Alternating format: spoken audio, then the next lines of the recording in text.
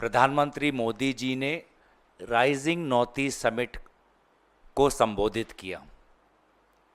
जिसमें विभिन्न प्रकार के बातों का उल्लेख किया गया, उद्योग का उल्लेख किया गया, निवेश का विवरण किया गया, लेकिन ये सब ज़मीनी हालात से परे हैं। ज़मीनी हालात विशेष रूप से उत्तर पूर्वांचल की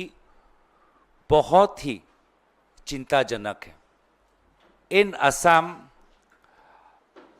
we need a new economic model. In Assam, we have to end the rule of corruption, misrule, loot and fear that is being perpetuated by the current BJP government. And we have to return the right of free speech to young people of Assam. प्रधानमंत्री मोदी जी बहुत जायज़ रूप से India और China के बीच में जो trade deficit है, चाइना से बहुत से प्रोडक्ट्स कम दामों में इंडिया में आते हैं, उस बात की आलोचना करते हुए चाइना के लोगों के आँखों के जो शेप है, साइज़ है, उनके आँखों के ऊपर जो टिप्पणी दी, मैं बस चाहता हूं कि वो इस बात का संज्ञान ले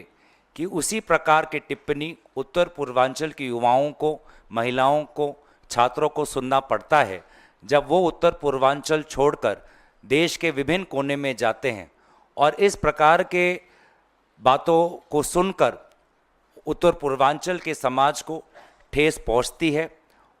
जो अपनापन उनको महसूस करना होता है भारत में कहीं भी जाकर, वो अपनापन में वो थोड़ा दूरी वो महसूस करते हैं। तो इसीलिए मैं बस प्रधानमंत्री मोदी जी को इस बात का भी संज्ञान उस बात का संज्ञान में देना चाहता हूं कि इस प्रकार का भाषा काफ़ी बार उत्तर पूर्वांचल के युवा समाज को हरास और मेंटली टॉर्चर करने के लिए उपयोग किया जाता है। जहाँ तक दूसरी बात है, असम के मुख्यमंत्री जो विभिन्न प्रकार के व्यक्तिगत आरोप उठाते हैं, मैं तो पहले उनका तहे दिल से शुक्रिया अदा करता हूं, क्योंकि बहुत समय से एक लोगों के बीच में ये भी एक राय था कि मेरी राजनीतिक भूमिका ज़्यादातर राष्ट्रीय स्तर तक ही सीमित है। राज्य की राजनीति में, असम के राज्य के राजनीति में मेरी भूमिका कम है, लेकिन वे जिस प्रकार से पहले डिलिमिटेशन के द्वारा, जिसमें किसी लोकसभा में नहीं, सिर्फ मेरे ही लोकसभा के 2 टुकड़े हुए, और उसके पश्चात पिछले 3-4 महीने से जो नॉनसेंसिकल बातें कर रहे हैं,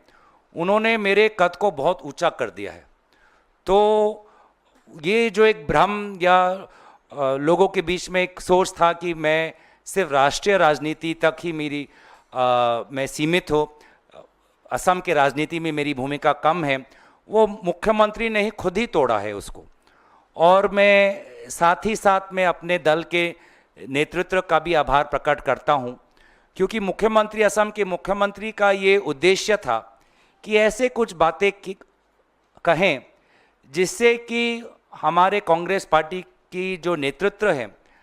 हमारे तरफ संदेह के नज़रिए से हमें देखे, या कुछ मन में कुछ आशंकाएं आएँ, मन में कुछ डाउट्स आएँ। तो मैं अपने दल के नेतृत्व का आभार प्रकट करता हूं कि मुख्यमंत्री की जो ये मंशा थी, उन्होंने उसको नकारा और पूर्ण रूप से हमारा समर्थन किया है, हमारा आशीर्वाद किया है। तो मुख्यमंत्री दोबारा इस बार भी डिलिमिटेशन, जोरहाट, और अब इस बार भी वो अपने मंसूबे में विफल हुए हैं।